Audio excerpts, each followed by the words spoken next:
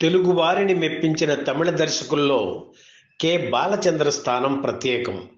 ముఖ్యంగా మధ్యతరగతి జీవితాల్లోని పలు కోణాలను ఆవిష్కరిస్తూ ఆయన తీసిన ఎన్నో చిత్రాలు ప్రేక్షకుల్ని అలరించాయి.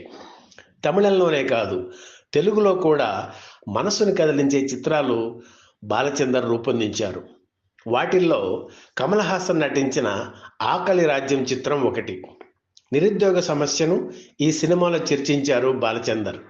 కమల్ నటన, శ్రీదేవి అద్భుత అందం, అభినయం, బాలచందర్ దర్శకత్వ ప్రతిభ ఆకలి రాజ్యం చిత్రాన్ని ప్రేక్షకులకు మరింత దగ్గర చేశాయి. సాపాటు ఎటూ లేదు పాటైనా పాడు బ్రదర్ అంటూ సాగే పాట ఇప్పటికీ వినిపిస్తూనే ఉంటుంది. ఈ సినిమాలో శ్రీశ్రీ అభిమానిగా కమల్ నటించారు. 1981 జనవరి 9న విడుదలైన ఆకలి రాజ్యం హిట్ అయింది. ఈ చిత్రాన్ని ఏకకాలంలో తమిళంలో కూడా రూపొందించారు బాలచందర్.